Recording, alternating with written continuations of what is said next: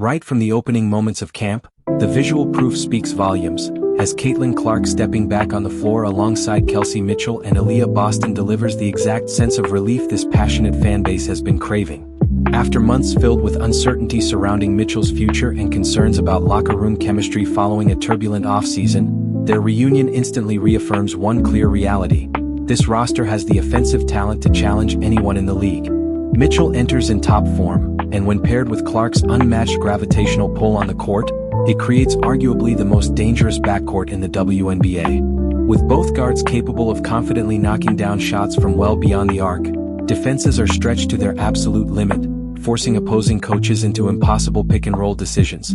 Commit to stopping Clark and Mitchell slips behind the defense. Focus too heavily on Mitchell and Clark launches from deep without hesitation. Yet, as every true student of the game understands, talent alone doesn't secure championships. How it's utilized makes all the difference, which brings the focus to a quietly impactful addition spotted early in practice footage. A player who could reshape the entire dynamic of the second unit, Monique Billings. Okay, we got Kelsey, we got Sophie and KK back. Hey man, I'm ready for this, bro. I'm ready for the season to start. It's been, you know how much time we've waited to see Caitlin Clark back on the WNBA floor. I'm excited for this, man. I'm excited. While most casual fans and mainstream analysts label the Monique Billings signing as nothing more than a routine depth addition, a veteran presence to log regular season minutes, stabilize the locker room and contribute on the glass, a closer look reveals something far more strategic. Anyone who truly studies the game and paid attention to the Team USA camp footage from just a month ago understands why this move carries real tactical significance, because to fully grasp Billings' impact, you have to break down the difference between vertical and horizontal spacing. Caitlin Clark represents the pinnacle of horizontal spacing, as simply bringing the ball across half-court forces defenders to stretch outward and respect her deep range, while Aaliyah Boston anchors the interior with elite post-gravity, consistently drawing physical double teams and collapsing defenses toward the baseline. However, what the Indiana Fever noticeably lacked last season was true vertical spacing. An explosive rim runner who can slip screens, elevate above the defense, and finish lobs at the peak of the jump and pick-and-roll situations. And that's exactly where Monique Billings steps in. At the Team USA camp, the chemistry between Clark and Billings in the pick-and-roll was immediate, seamless, and incredibly effective, highlighting exactly the kind of partnership Clark thrives with. A big who attacks the rim with aggression and operates above it with confidence. And Billings fits that role perfectly. If the coaching staff leans into this, the Clark-Billings high pick-and-roll has the potential to become a foundational element of the Fever's transition offense, allowing Aaliyah Boston valuable rest without losing interior presence, making it a near-perfect tactical pairing, and their early reconnection in camp only reinforces the team's offensive potential. However, just as the front office appears to make meaningful progress, it also raises serious concerns with decisions that feel equally puzzling, leading directly to one of the most questionable and high-risk roster moves of the entire offseason, centered around a player named Justine Pat. And to fully understand why this decision could backfire, it requires a closer look at the complexities of the WNBA's new collective bargaining agreement. Monique Billings, okay. Oh yeah, that's the connection right there. That's going to be, listen, Monique Billings is going to be huge for this team. You see Monique Billings and Caitlin Clark right here.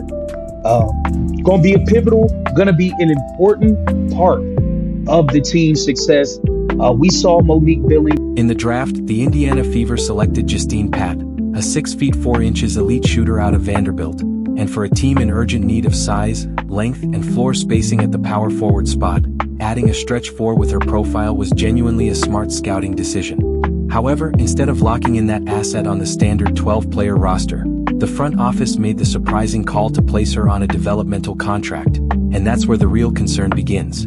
Under the new CBA, teams are allowed to carry 2 developmental players alongside the main roster, giving them the ability to practice, travel, and even appear in up to 12 games without impacting the already tight salary cap, which on the surface feels like a clever financial workaround.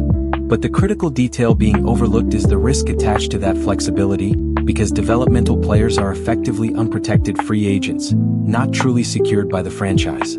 If Justine Pat steps into preseason action, proves her value, and starts knocking down multiple three-pointers, showing she can legitimately stretch the floor at 6 feet 4 inches at the professional level, the Fever could find themselves in a dangerously vulnerable position. At that point, the risk becomes undeniable because any team across the WNBA has the ability to step in, offer her a standard contract, and take her away instantly. Teams like the New York Liberty, Las Vegas Aces, or Connecticut Sun, organizations that fully understand the premium value of size combined with shooting, could easily capitalize and strip Indiana of a perfectly fitting piece.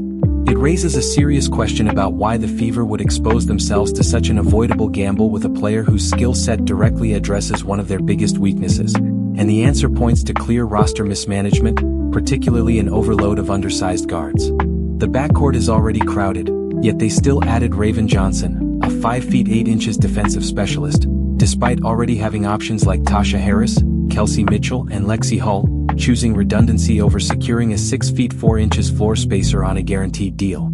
In today's WNBA, spacing is everything, and without a power forward who can stretch the floor, the entire offensive system becomes compromised, allowing defenses to collapse into the paint and overwhelm Aaliyah Boston with constant pressure. Justine Pat represented the ideal safeguard against that exact issue, making the decision to place her on an unprotected developmental deal while maintaining a surplus of guards feel like a fundamental misuse of roster value. If another team moves quickly and takes her within weeks, the responsibility falls entirely on the front office. But this roster imbalance is only a surface-level issue of a much deeper problem within the organization, because while the cameras capture smiles and optimism, the real test begins behind closed doors. When practice starts, intensity rises, and underlying tensions are forced into the open. Here it says, this is courtesy of Robin Lundberg, Sports Illustrated. What Justine Pisot's developmental deal says about Indiana Fever's roster plan. Okay, the Indiana Fever signed one of their WNBA draft picks to a developmental contract. Okay, the Indiana Fever made some noteworthy selections in the WNBA draft. The Fever took point guard Raven Johnson of South Carolina with the 10th pick in the first round. Over the past week, we've been breaking down the concerning remarks from head coach Stephanie White, and when you really focus on the language coming from this staff, the situation stops looking like a minor concern and starts resembling a full-blown tactical problem. This isn't just a casual idea of shifting Caitlin Clark off the ball. They are clearly and intentionally shaping a roster that positions one of the greatest playmakers in women's basketball as a small forward, and the signs have been there for over a year if you connect them properly. Right after the draft, Stephanie White outlined her guard rotation using very deliberate terminology, identifying Tasha Harris as a combo guard, describing Caitlin Clark as someone who can operate both on and off the ball, and most importantly, defining rookie Raven Johnson as a true point guard. When a coach openly assigns that label to a defense-first rookie while framing a generational MVP-level talent as more of a flexible wing option, it signals a clear and committed strategic direction rather than experimentation. The plan points toward a perimeter setup where Johnson initiates at the 1, Mitchell or Harris slides into the 2, and the 6-foot Caitlin Clark is shifted into the 3 spot, setting the stage for a deeper and more complex basketball implication that cannot be ignored. The idea of a true point guard in today's heliocentric style of basketball is becoming more myth than necessity, and Stephanie White's apparent preference for that traditional setup feels rooted in an outdated philosophy. In the modern game, the classic pass-first guard who simply initiates offense and steps aside is increasingly ineffective when you already have a dominant, all-controlling playmaker on the floor.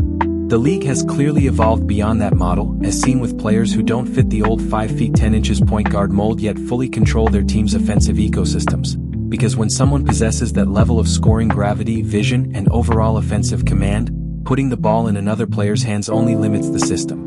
Caitlin Clark fits that heliocentric blueprint perfectly, and removing her from primary control is essentially diminishing the most dangerous weapon available. Yes, she has the ability to space the floor and function off-ball, but doing so strips away what makes her uniquely impactful. The ripple effect of this decision becomes even more damaging when you factor in Aaliyah Boston, because if a low-volume perimeter shooter like Raven Johnson is initiating the offense, defenders will naturally sag off, collapse into the paint, and congest driving lanes.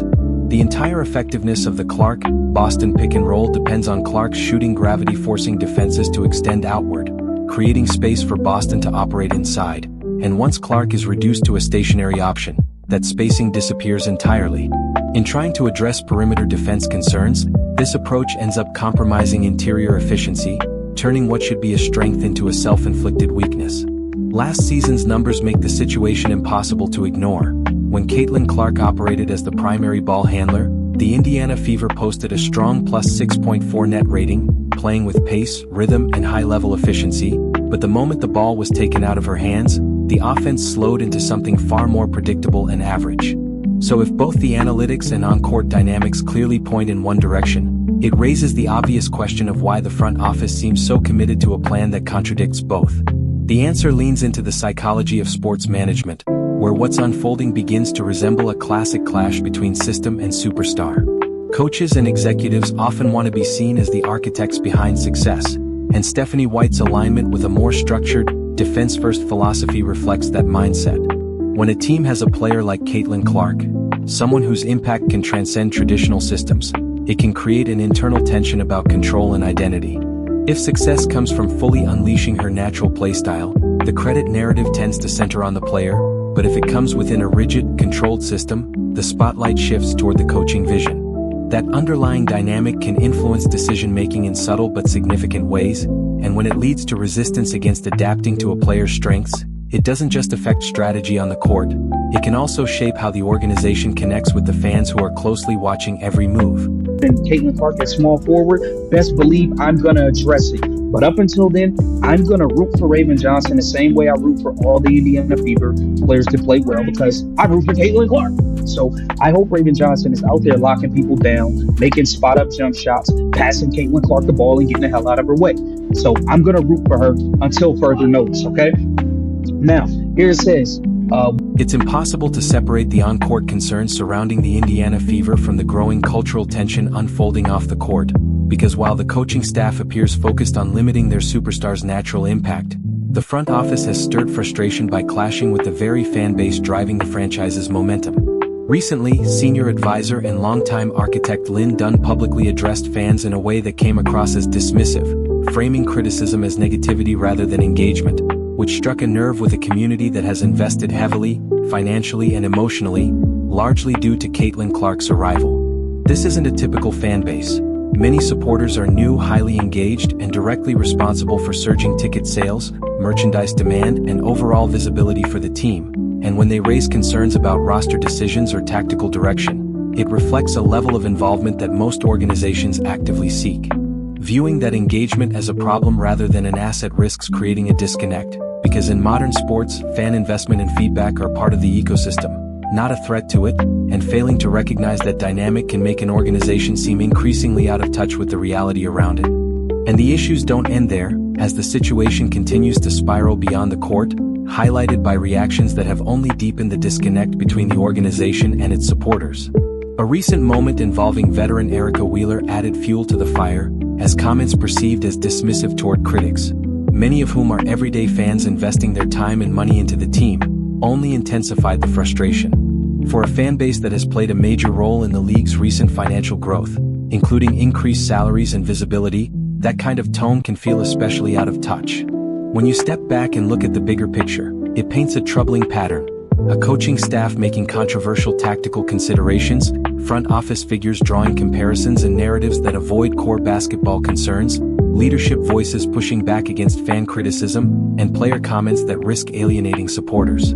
Multiple layers of the organization appear misaligned with the very audience fueling their rise, creating the sense of a widening cultural gap. And with training camp underway, the stakes go beyond physical preparation, turning into a test of identity and direction, where the real question begins to surface once the first 5-on-5 scrimmage tips off. Who takes control, who sets the tempo, and what vision truly defines this team moving forward? Over the coming weeks, Stephanie White faces a defining crossroads that will ultimately determine not just the trajectory of this season but the long-term identity of the Indiana Fever, because she has two very different paths in front of her. Fully unleashing Caitlin Clark as the engine of a high-powered, fast-paced offense that could overwhelm defenses across the league, or doubling down on a structured, defense-first system that risks clashing with the realities of today's pace and space era. This decision isn't happening in a vacuum either, as the rest of the WNBA continues to evolve at a rapid pace, with elite teams refining systems that maximize their stars rather than restrict them, and that contrast only puts more pressure on Indiana to get this right. Right now, the Fever are walking a fine line between building something dangerous and unintentionally limiting their own ceiling, especially when internal decisions begin to create tension not only within the roster but also with a fan base that has rapidly become one of the most invested and influential in the league. With the regular season closing in, the margin for experimentation is shrinking, and the focus shifts entirely to what actually works on the court, who controls the tempo, how the offense flows, and whether the team leans into its strengths or tries to force an identity that doesn't fully fit. The biggest questions now sit front and center. Does shifting Clark away from her natural role disrupt the spacing that allows Aaliyah Boston to dominate inside? Is the front office overthinking a window that should be maximized immediately? And can this organization align its vision before those internal conflicts start showing up in real results? Because at this stage, every decision carries weight, every adjustment matters, and the difference between unlocking potential and wasting it will come down to how quickly they recognize what truly makes this team dangerous.